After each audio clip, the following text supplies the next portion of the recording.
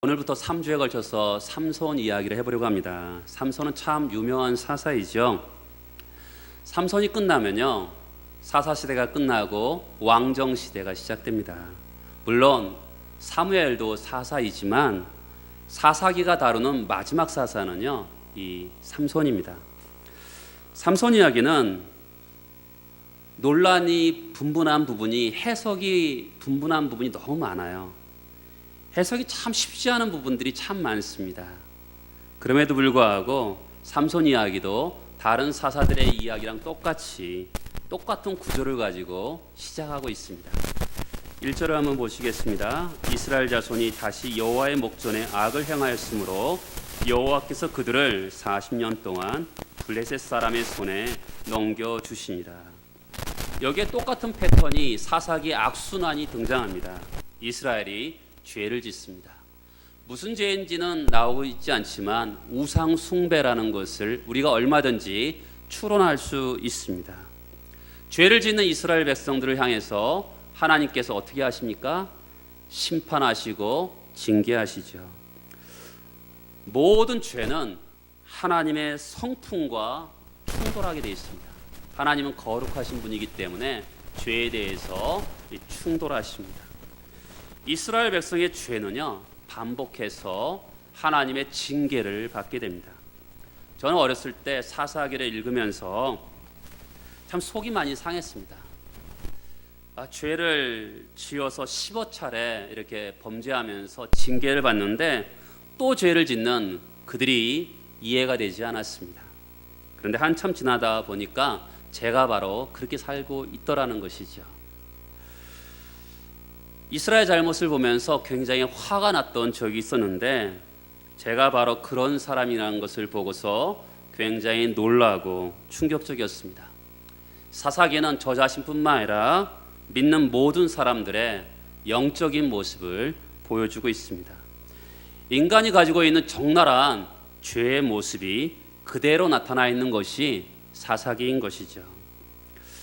오늘 본문에서 하나님께 징계하시되 어떻게 징계하십니까? 아주 심하게 징계하십니다. 몇 년이나요? 40년 동안 블레셋의 징계를 받습니다. 지금까지 사사기에 가장 길게 하나님의 징계를 받은 기간은요, 가나안 왕 야빈 시절에 20년 동안 통치했던 시기가 가장 긴 시기였습니다. 그런데 오늘 본문은 삼손 시대에 무려 40년 동안 긴 세월을 이방인에게 지배를 받았어요. 여러분, 40년이라는 이 시간은 우리가 어떤 것이 감추어져 있습니까? 바로 하나님이 그렇게 심하게 형벌할 만큼 이스라엘의 죄가 그렇게 심했다라는 것을 알 수가 있는 것이죠. 거기다가 우리가 삼손 이야기를 보게 되면 이스라엘 백성들이 얼마나 영적으로 나태하고 해이해졌는지 알 수가 있습니다. 긴 세월 동안 압제 아래 있으면 뭘 해야 되죠? 사사기의 악순환이 있죠. 첫 번째는 뭡니까? 이스라엘 백성들이 죄를 범합니다. 두 번째는 하나님의 징계가 있죠. 그때 이스라엘 백성들이 세 번째는 회개와 부르짖음이 있습니다. 그때 하나님께서 네 번째 사사를 통해서 구원해 주시는 그런 사사기의 악순환이 있는 것이죠. 근데 본문에 블레셋의 지배 아래 있으면서도 무엇이 없습니까? 본문에 무엇이 없지요? 회개와 부르짖음이 없습니다. 40년 동안 하나님의 징계를 받는데도 이들은 전혀 하나님께 회개하거나 부르짖음이 없습니다. 모든 사사 시대에 하나님께 징계하면 하나님 백성들이 언제든지 하나님께 부르짖었습니다. 부르짖으면 하나님이 용서와 구원을 베푸셨습니다. 입다 시대에도요, 하나님께 부르짖었어요. 그랬더니 하나님께서 너희들이 진정성이 결여되어 있다 그러면서 하나님 듣지 않으셨어요. 너희들이 섬기는 이방 우상들에게 강구해봐라 그러면서 그들이 요구를 거절하셨어요. 그런데 그들이 다시 한번 하나님을 향해서 죄를 고백하자 하나님이 근심하셨다고 합니다. 그리고 입다사사를 보내십니다. 늘 부르짖는 과정이 있었는데 삼손 시대에는 회개와 부르짖음이 없었어요. 그러니까 영적으로 얼마나 나태하고 게을렀는지 우리가 추론할 수 있는 대목입니다. 부르짖지 않았어요. 형벌이 있고 징계를 받으면서도 그들이 그대로 징계를 당하고 있는 그런 모습을 보게 되죠. 여러분, 성도들의 눈에서 흐르는 눈물은요 최고의 보석입니다. 영광이죠. 토마스 왓슨이라는 저술가는 사람들의 눈에 흐르는 눈물은 땅에 떨어지지만 성도들, 하나님의 언약 백성들의 흐르는 눈물은 하나님의 병에 담긴다, 이런 표현을 했습니다. 이렇게 말할 만큼 성도들의 흐르는 눈물은 보석과 같이 중요합니다. 성도들이 울어야 할 때 우는 것이 굉장히 중요해요. 한국 교회를 생각할 때 제일 아픈 일 중에 한 가지가 뭐냐면 울어야 할 때 우는 것이 점점 없어진다는 것입니다. 한국 교회 성도들은 정말 믿음의 눈물을 많이 흘렸습니다. 그 한국 교회를 보석같이 만들어 놓은 눈물이 있었습니다. 근데 지금은 제가 가장 아쉬워하는 것 중에, 한국 교회를 향해서 가장 아쉬워하는 것 중에 한 가지는 성도들의 눈물이 점점 빠져나가고 있다는 것입니다. 오늘 삼손 시대에 이스라엘은 40년 동안이나 고통을 당하면서 부르짖지 않았습니다. 눈물을 잃어버리고 하나님을 찾는 일조차 잃어버리는 너무나 안타까운 일들이 있었던 것이죠. 어떤 면에서는 한국 교회가 지금 잃어가고 있는 부분인 것 같습니다. 회개는요, 우리가 큰 죄를 지었을 때만 회개하는 것이 아닙니다. 성도들의 삶의 회개는요, 일상적인 거예요. 죄를 깨닫고 죄에 대해서 눈물로 돌이키는 것이 성도들인 것입니다. 이렇게 블레셋에 40년 동안 지배를 받으면서 그들은 있었어요. 그러면 블레셋이라는 나라는 어떤 나라입니까? 어떤 민족입니까? 그리스 지역에서, 에게의 지역에서 가나안 땅으로 이주한 민족입니다. 얼마나 강력한지 그 당시 이집트, 애굽을 정복할 것을 꾀할 만큼 아주 강력한 그런 민족이었습니다. 근데 이 민족은 다섯 개의 도시 연합 국가로 형성됐어요. 가사, 아스글론, 가드, 아스돗, 에그론이라는 이런 5개의 이방 연합 도시 국가로 형성되어 있습니다. 이 강력한 5개의 도시 국가가 40년 동안 이스라엘을 지배했습니다. 여러분, 지금 부르짖지 않아요. 고통을 당하고 있는데 부르짖지 않아요. 얼마나 절망스러운 상황입니까? 이런 아픈 시기에 우리가 소망의 근거가 있습니다. 지금 이스라엘 모습은 지금 1절 한 절로 딱 보여주고 있는데, 우리가 13장 전체를 지금부터 다룰 터인데, 하나님께서 절망의 상황에 있는 이스라엘을, 그 하나님께서 이스라엘 백성들을 가장 은혜를 베푸시고 그들에게 신실하신 그 하나님의 모습을 아주 길게 할애해서 13장 전체에 우리에게 보여주고 있다는 것이 우리의 소망인 것입니다. 항상 하나님의 소망은 어딨냐? 우리의 소망은 어딨냐면 하나님께 있는 것이죠. 여러분, 지금 이스라엘은 부르짖지 않고 있어요. 그런데도 하나님께서 구원의 계획을 가지고 한 아이를 잉태하게 하십니다. 삼손을 이스라엘에게 주시는 것이죠. 이스라엘 백성들은 부르짖지도 않아요. 그런데 신실하신 하나님께서 변함없이 그들에게 역사하고 있습니다. 한 아이를 준비하는데 누구를 통해서 준비하십니까? 2절과 3절을 보겠습니다. 소라 땅의 단지파 가족 중에 마노아라 하는 이름하는 자가 있더라. 그의 아내가 임신하지 못하므로 출산하지 못하더니 여호와의 사자가 그 여인에게 나타나서 그에게 이르시되, 보라, 내가 본래 임신하지 못하므로 출산하지 못하였으나 이제 임신하여 아들을 낳으리니. 여러분, 삼손을 보내시는데 한 단지파를 선택하시고 한 가정을 선택하십니다. 여러분, 단지파는요, 사사기 뒤에 보면 하나님께서 분배하신 그 땅에 머물지 못하고 다른 데를 얻으려고 움직이는 그런 지파의 모습을 보여줍니다. 기질적으로 성경 전체에서 보면 단지파는 굉장히 약한 지파입니다. 하나님께서 이 절망의 땅에 가장 약한 지파, 그리고 누구를 이게 나타나셨습니까? 임신하지 못하고 출산한 경험이 없는 여자에게 나타나셨습니다. 하나님의 일하시는 방법을 잘 보세요. 점점 무너져가는 이스라엘을 향해서 변함없이 신실하신 하나님께서 누구를 통해서 구원하기를 기뻐하십니까? 한 번도 아이를 잉태한 적이 없는, 출산한 경험이 없는 여인을 사용하십니다. 여러분, 성경에서는요, 오늘 이 여인에 대해서 여인 마노아의 아내, 이름이 전혀 나오고 있지 않습니다.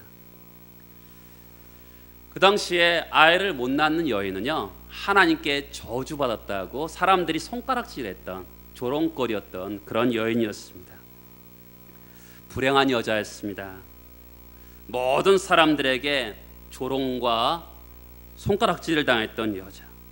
하나님께서 그 여인을 구원의 통로로 사용하십니다. 이것이 기독교예요.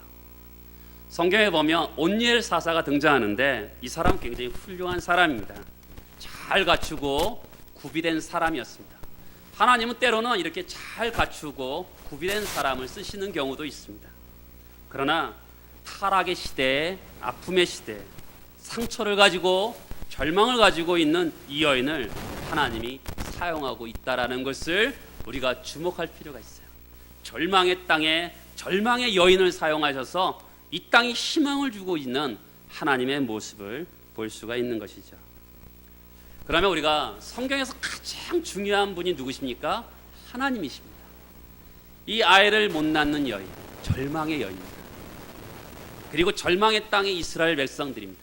그런데 하나님은 소망의 하나님, 권능의 하나님, 능력의 하나님, 이 하나님이 오늘 성경에 대비되고 있는 것이죠. 여러분, 항상 우리 인생 가운데 속에서 그것을 볼 필요가 있어요. 이 여인은 잉태하지 못하고 출산한 경험이 없는 여인입니다. 절망하고 있습니다. 그 반면에 우리가 믿는 하나님은 누구십니까? 권능의 하나님, 능력의 하나님, 소망의 하나님이신 것이죠. 여러분, 교회가 약해지고 있습니다. 성도가 약해지고 있어요. 이때 우리가 기억해야 될 게 뭡니까? 그것은 하나님과 사람은 다르다는 것입니다. 이스라엘 백성들은 신실하지 않습니다. 우리를 보세요. 조변 섞게 하지요. 아침과 저녁이 다르는 것 같이 변덕스럽습니다. 근데 하나님은 항상 신실하신 분이시죠. 옛날 성경에 보면 일양 미쁘시다라는 표현을 씁니다. 한 번도 변함이 없이 신실하신 분이라고 성경 우리에게 말씀하고 있는 것이죠. 하나님은 지금 절망의 땅을 어떻게 바꾸세요? 소망의 땅으로 바꾸십니다. 사망의 땅을 어떻게 바꾸십니까? 생명의 땅으로 바꾸시는 그런 하나님의 모습을 보여주고 있어요. 여러분, 지금 한국 교회는 어떻습니까? 굉장히 절망적인 부분이 많은 부분이 있습니다. 목회자들이 비난을 받고 있고요. 교회에 대해서 많은 사람들이 비판하고 있습니다. 이때 우리는 어떻게 해야 될까요? 여러분, 지금 이스라엘은 절망의 땅이 있습니다. 어떻게 보면 한국 교회는 지금 절망의 부분들이 굉장히 많은데 이때 절망하고 끝나버릴 것입니까? 아닙니다. 지금 이 절망의 땅인 사사기의 시대에서 하나님은 소망의 하나님으로, 권능의 하나님으로, 능력의 하나님으로 우리에게 보여주고 있다는 것을 기억해 볼 필요가 있어요. 여러분, 사람은 신실하지 않지만 지금 심지어 이 아이를 낳지 못하는 여인은 절망하고 있습니다. 그리고 40년 동안 종살이를 하고 있는데도 한 번도 부르짖지 않는 백성들에게 미래가 없어 보입니다. 절망해 보입니다. 근데 하나님은 그 땅에 그 백성들에게 힘이고 생명이고 소망이고 권능이십니다. 여러분, 우리는 자꾸 사람을 보고 싶어 합니다. 그래도 사람이 소망이지. 목회자가 좋은 사람 나오면 좋겠는데, 장로님이나 권사님 중에 중직자 중에 괜찮은 사람이 나오면 우리 교회가, 아니 한국 교회가 괜찮아질 텐데 자꾸 그렇게 하지 말고 어떻게 해야 되죠? 여호와 하나님께 바라봐야 되는 것이죠. 사람은 변덕스럽습니다. 사람은 절대로 믿을 만한 사람이 아닙니다. 사람은 사랑해야 될 대상이지 믿을 대상이 아닙니다. 지금 절망의 이 땅에 하나님만이 소망인 것을 성경 우리에게 보여주고 있는 것이죠. 우리 하나님은 아이를 낳지 못하는 여인의 배를 사용하셔서 아이를 주시고 이스라엘 구원하시는 여호와 하나님을 보여주고 있는 것이죠. 디모데후서 1장 7절에 보면 하나님이 우리에게 주신 것은 두려워하는 마음이 아니요 오직 능력과 사랑과 절제하는 마음이라고 합니다. 하나님은 절대로 우리가 두려워하거나 낙심 가운데 있기를 원치 않습니다. 여러분, 우리가 인생을 살아보세요. 하나님, 우리가 때로는 우리가 너무 잘난 체하고 자기를 의뢰하는 것이 너무 강할 때 우리에게 아픔을 주시고 우리가 낙심하는 상황을 허락하셔서 우리를 깨트리십니다. 그렇지만 그런 가운데 속에서도 두려워하거나 염려하거나 좌절하는 것이 아니라 하나님을 향해서 소망 가운데 그분을 바라보기를 주님은 원하시는 것이죠. 신실하신 하나님이 어떤 방식으로 일하십니까? 3절에서 보면 여호와의 사자가 여인에게 나타나서 그에게 이르시되, 어떻게 일하시지요? 말씀을 주십니다. 아들을 낳을 것이라고 말씀을 주세요. 여러분, 성경에서는 이 아이를 낳는 수태고지라 그러죠. 딱 4번 나옵니다. 첫 번째는 아브라함과 사라에게 아들을 낳을 것이라는 수태고지가 있습니다. 두 번째는 세례 요한의 아버지 어머니가 나타나서 세례 요한을 낳을 것이라는 수태고지가 있습니다. 세 번째는 예수의 어머니 마리아에게 나타나서 예수를 낳을 것이라는 수태고지가 있습니다. 바로 이 4번째가 삼손의 어머니가 나타나셔서 아들을 낳을 것이라는 수태고지가 있습니다. 여러분, 삼손은 성경에서 굉장한 사람입니다. 딱 4번밖에 없는 수태고지에 한 번에 해당되는 그런 사람인 것입니다.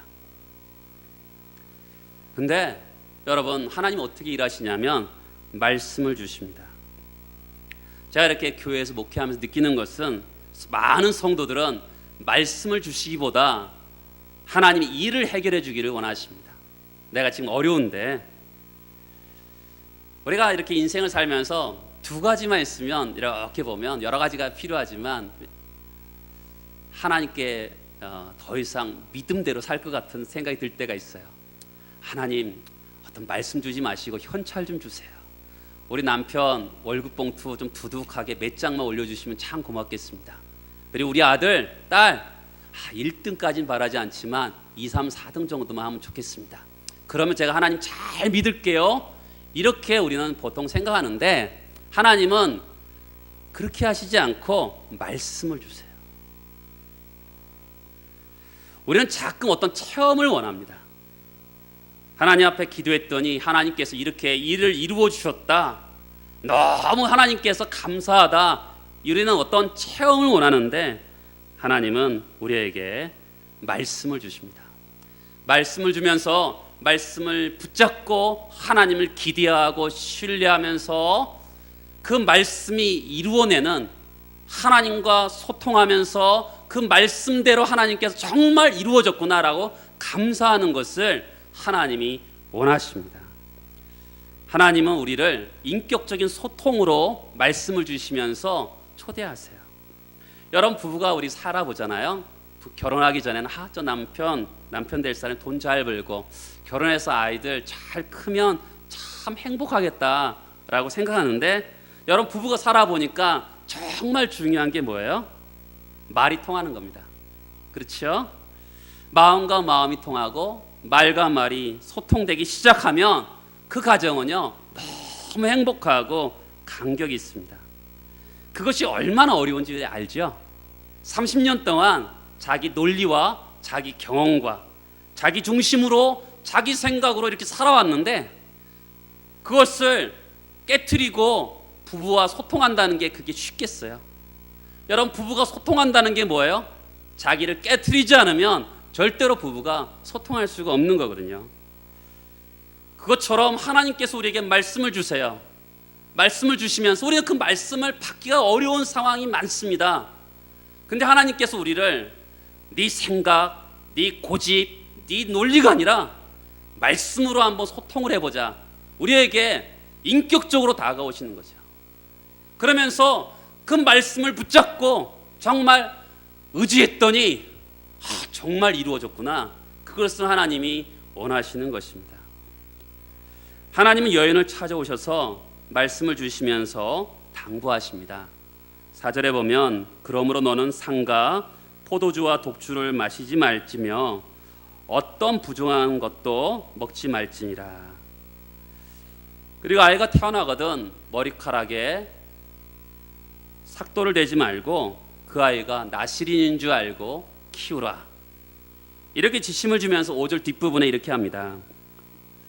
그가 블레셋 사람의 손에서 이스라엘을 구원하기 시작하니라. 아이를 낳는 목적이 뭐예요? 블레셋 사람들에게서 이스라엘을 구원하는 것이 목적입니다. 여러분, 성경에서 이 아이가 태어날 때 목적 진술이 분명한 사람이 생각보다 많지 않아요.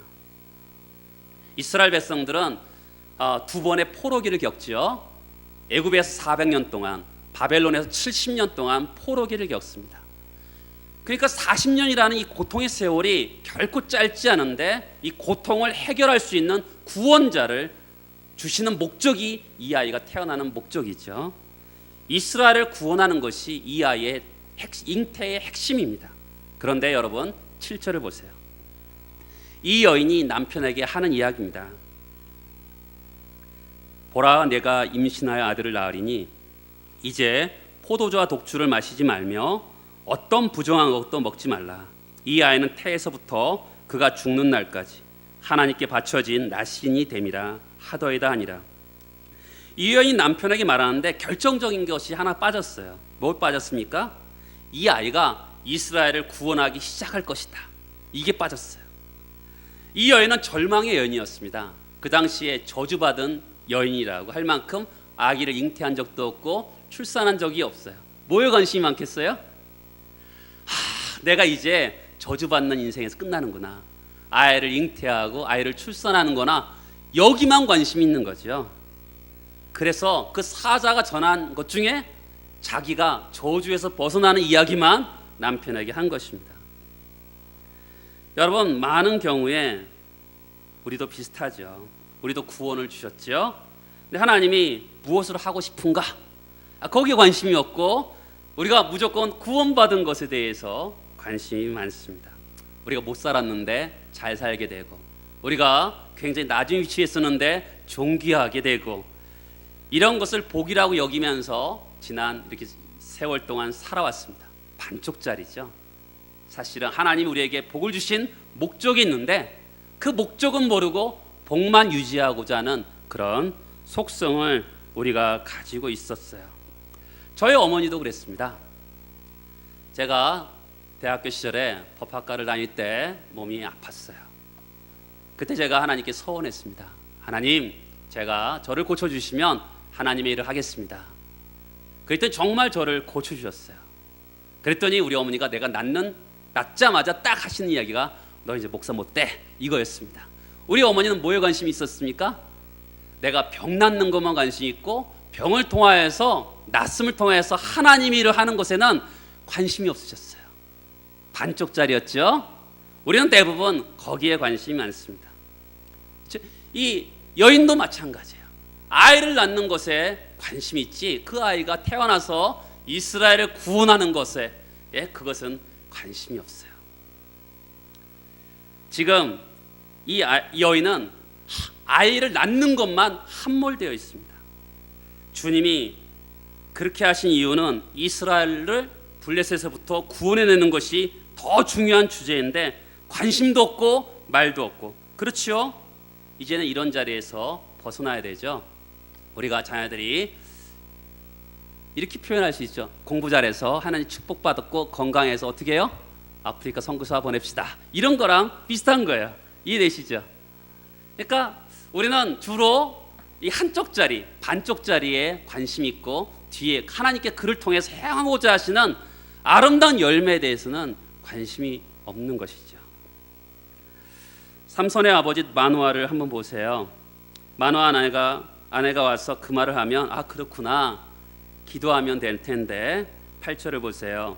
마노아가 여호와께 기도하여 이르되 주여 구하옵나니 주께서 보내셨던 하나님의 사람을 우리에게 다시 오게 하사 우리가 그 낳을 아이에게 어떻게 행할지를 우리에게 가르치게 하소서. 그럴듯하게 기도하는 것 같고 경건한 기도를 하는 것 같은데 사실은 함정이 있습니다.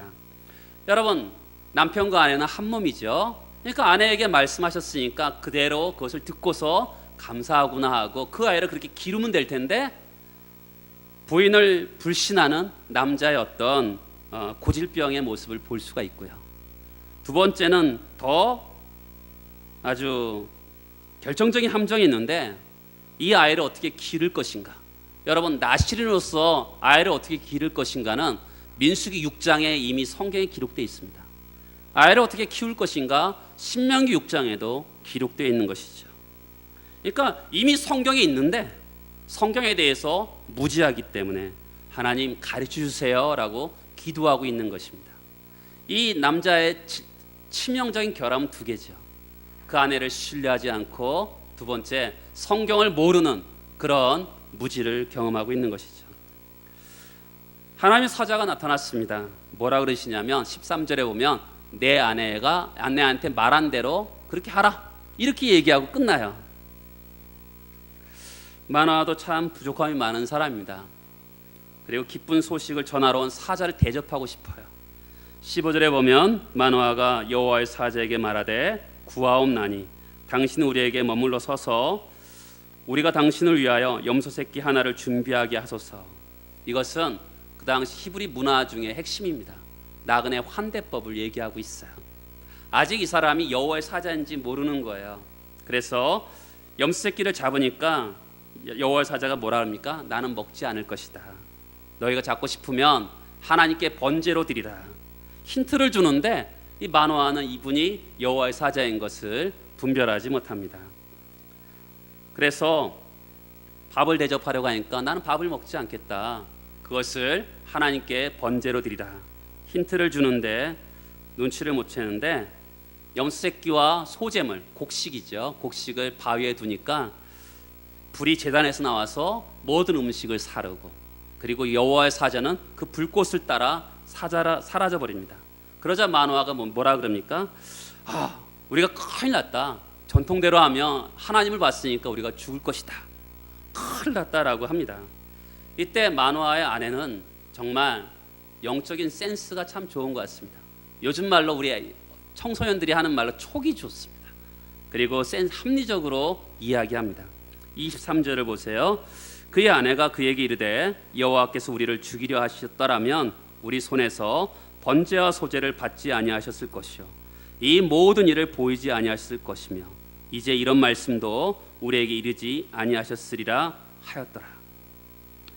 마노아가 하나님 정말 우리를 죽이실 것 같았으면 제물을 받지 않으셨을 것입니다. 그리고 우리에게 약속하셨잖아요. 생명을 줘서 이 아이가 태어나서 블레셋에서 이스라엘 구원할 것이라는 약속을 주셨습니다. 전통의 이야기, 바로 하나님 보면 죽을 것이다. 이것보다 더 중요한 것이 하나님의 약속이니까 우리는 죽지 않을 것입니다. 이렇게 남편을 위로하죠. 마노아의 아내도 굉장히 부족한 점이 많은 여자지만 영적인 가장이 마노아도 참 부끄러운 수준의 모습을 보여주고 있습니다. 사랑하는 여러분, 지금 이스라엘 땅은 굉장히 절망 가운데 있습니다. 40년 동안 블레셋의 침공을 받고 지배를 받음에도 불구하고 이들은 하나님께 부르짖지 않았습니다. 하나님께서 마노아와 마노아의 아내에게 나타나셨습니다. 그리고 그들에게 말씀하셨음에도 불구하고 이들의 믿음의 수준은 별로 그렇게 좋지 않았습니다. 그럼에도 불구하고 하나님께서 어떻게 하십니까? 하나님은 이들을 통해서 이스라엘 구원을 시작하신다. 그것이 사사기 13장의 내용입니다. 하나님은 우리는 보통 우리가 굉장히 잘 준비되고 자격 있고 그래야지만이 하나님이 쓰신다고 생각하는데, 하나님은 우리가 부족함에도 불구하고 하나님의 신실하심을 가지고 이 땅의 구원을 향해서 오시는 그런 하나님의 모습을 우리에게 보여주고 있습니다. 24절에 보면 그 여인이 아들을 낳음에 그의 이름을 삼손이라 하니라. 그 아이가 자라매 여호와께서 그에게 복을 주시더니. 죽었습니까? 새로운 생명이 태어났습니까? 새로운 생명이 태어났습니다. 블레셋에서 이스라엘 백성들을 구원할 삼손이 태어났어요. 삼손은 바로 작은 태양이라는 뜻을 가지고 있습니다. 어둠의 땅입니다. 절망의 땅에 작은 태양이 비치면 통해서 빛이 비춰지기 시작했습니다. 그리고 13장 25절을 보겠습니다. 소라와 에스다올 사이 마한에단에서 여호와 영이 그를 움직이기 시작하셨더라. 삼손이 태어났습니다. 삼손에게 다른 사사시대 사사처럼 성령이 임했습니다. 하나님의 영이 삼손을 움직이기 시작하셨더라. 이 움직인다는 말은 훨씬 강한 말인데 휘저었다라는 표현입니다. 영적으로 침체되어 있는 이 땅에 삼손의 삶에 하나님의 영이 임재하셔서 휘저었다, 이런 표현인 것입니다. 저는 우리 교회를 향해서 이런 기대를 가지고 있습니다. 여러분들이 있는 둥 없는 둥 하지 말고 하나님의 성령이 임재하셔서 성령의 역사를 통하여 여러분들을 휘저어서 열방과 민족을 향해서 구원의 역사를 이룰 것을 기대합니다. 우리 교회는 좋은 교회입니다. 그런 것에 머무는 것이 아니라 하나님이 하고 싶은 구원이 있습니다. 열방과 민족과 이 북한을 구원하고자 하는 하나님의 열망이 있습니다. 그래서 저는 기대합니다. 하나님의 성령이 여러분들에게 임재하시고 역사하심을 통해서 휘저어서 그냥 가만히 그렇게 머무는 것이 아니라, 그런 기질대로 머무는 것이 아니라 하나님의 성령이 휘저어서 정말 5대양 6대주를 향해서 구원의 발걸음 내딛는 그런 공동체가 되기를 소망합니다. 그리고 축복합니다. 같이 기도하겠습니다.